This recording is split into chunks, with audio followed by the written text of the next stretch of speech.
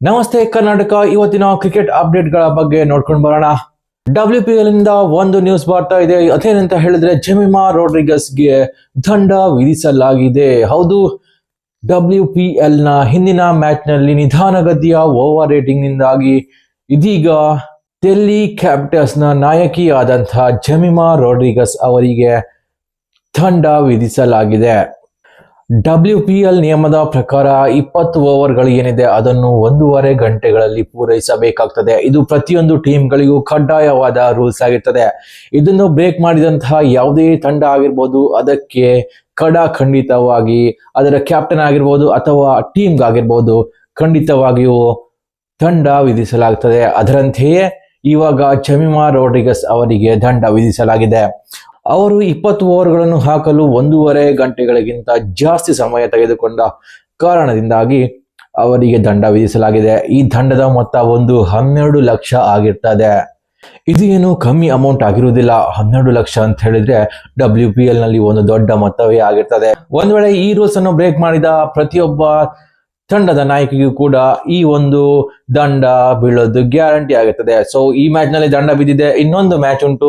ಆ ಮ್ಯಾಚ್ ನಲ್ಲೂ ಪುನಃ ನಿಧಾನಗತಿಯ ಓವರ್ ಆದ್ರೆ, ಒಂದ್ ವೇಳೆ ದಿಲ್ಲಿ ಕ್ಯಾಪಿಟಲ್ಸ್ ಪ್ಲೇ ಆಫ್ಗೆ ಕ್ವಾಲಿಫೈ ಆದ್ರೆ ಅಲ್ಲಿ ಟೀಮ್ನ ತಂಡದ ನಾಯಕಿ ಕಾಣಿಸಿಕೊಳ್ಳುವುದು ತುಂಬಾನೇ ಕಷ್ಟ ಆಗಿರ್ತದೆ. ಯಾಕಂತ ಹೇಳಿದ್ರೆ ಒಂದು ಮ್ಯಾಚದಲ್ಲಿ ದಂಡ ಇರ್ತದೆ, ಹಾಗೇನೆ ನೆಕ್ಸ್ಟ್ ಮ್ಯಾಚ್ ಅವರನ್ನು ಒಂದು ಮ್ಯಾಚ್ ಇಂದ ಸಸ್ಪೆನ್ಷನ್ ಮಾಡಿರ್ತಾರೆ. ಸೊ ಈ ರೀತಿಯಾದಂತಹ ರೂಲ್ಸ್ ಇರ್ತದೆ. ಸೊ ಅದರಂತೆ ಇವಾಗ ಜೆಮಿಮಾ ರೋಡ್ರಿಗಸ್ ದಂಡ ವಿಧಿಸುವುದು ಪಕ್ಕ ಆಗಿರ್ತದೆ. ಇನ್ನು ಎರಡನೇ ಅಪ್ಡೇಟ್ ಬಂದು UP ಗೆ ದೊಡ್ಡ ಸಂಕಷ್ಟ ಎದುರಾಗಿದೆ. ಯಾಕಂತ ಹೇಳಿದ್ರೆ ಮಹತ್ವದ 2 ಮ್ಯಾಚ್ಗಳನ್ನು ವಿನ್ ಆಗ್ಲೇಬೇಕಾದಂತಹ ಸ್ಥಿತಿಯಲ್ಲಿರುವ UP ಗೆ ಇದೀಗ ಒಂದು ದೊಡ್ಡ ಪೆಟ್ಟು ಬಿದ್ದಿದೆ. ಅದೇನಂತ ಹೇಳಿದ್ರೆ ಟೀಮ್ ನ ಸ್ಟಾರ್ ಬ್ಯಾಟರ್ ಹಾಗೂ ಫಾರ್ಮ್ ನಲ್ಲಿ ಇರುವಂತಹ ಬ್ಯಾಟರ್ ಆದಂತಹ ಫಾಬಿ ಲಿಚ್ಫೀಲ್ಡ್ ಏನಿದ್ದಾರೆ ಅವರು ಇಂಜುರಿಯಿಂದ ಟೀಮ್ ಇಂದ ಹೊರಗಡೆ ಹೋಗಿದ್ದಾರೆ. ಸೊ ಇದು UP ಗೆ ಅಂತಿಮ ಸ್ಟೇಜ್ ನಲ್ಲಿ ಇದು ತುಂಬಾನೇ ದೊಡ್ಡ ಹೊಡೆತ ಆಗಿದೆ. ಯಾಕಂತ ಹೇಳಿದ್ರೆ UP ನ ಬ್ಯಾಟಿಂಗ್ ಲೈನ್ ಅಪ್ ನೋಡಿದ್ರೆ ಫಾಬಿ ಲಿಚ್ಫೀಲ್ಡ್ ಮಾತ್ರ ಫಾರ್ಮ್ ನಲ್ಲಿ ಇದ್ರು. ಅವರ ಫಾರ್ಮ್ ನಿಂದಾಗಿ UP ಕನಿಷ್ಠ ಆದ್ರೂ 2 ಮ್ಯಾಚ್ ಅನ್ನು ವಿನ್ ಆಗಿತ್ತು. ಸೊ ಇನ್ನುಳಿದ 2 ಮ್ಯಾಚ್ಗಳನ್ನು ವಿನ್ ಆಗಲೇಬೇಕಿತ್ತು. ಅವರಿಗೆ ಮಾಡು ಇಲ್ಲವೇ ಮಡಿ ಆದಂತಹ 2 ಮ್ಯಾಚ್ಗಳಲ್ಲಿ ಅವರು ತಂಡಕ್ಕೆ ಅಲಭ್ಯರಾಗಿರ್ತಾರೆ. ಇದು UP ಗೆ ದೊಡ್ಡ ಹೊಡೆತ ಆಗಿದೆ. ಯಾಕಂತ ಹೇಳಿದ್ರೆ ಫಾಬಿ ಲಿಚ್ಫೀಲ್ಡ್ ಯಂಗ್ ಸೆನ್ಸೇಷನ್ ಬ್ಯಾಟ್ಸ್ಮನ್ ಆಗಿರ್ತಾರೆ. ಅವರನ್ನು ರಿಪ್ಲೇಸ್ ಮಾಡುವುದು ಅಷ್ಟು ಸುಲಭದ ಮಾತಾಗಿರುವುದಿಲ್ಲ. ಆದರೆ ಫಾಬಿ ಲಿಚ್ಫೀಲ್ಡ್ ಬದಲಿಗೆ ರಿಪ್ಲೇಸ್ಮೆಂಟ್ ಅನ್ನು ಮಾಡಿಕೊಂಡಿದೆ.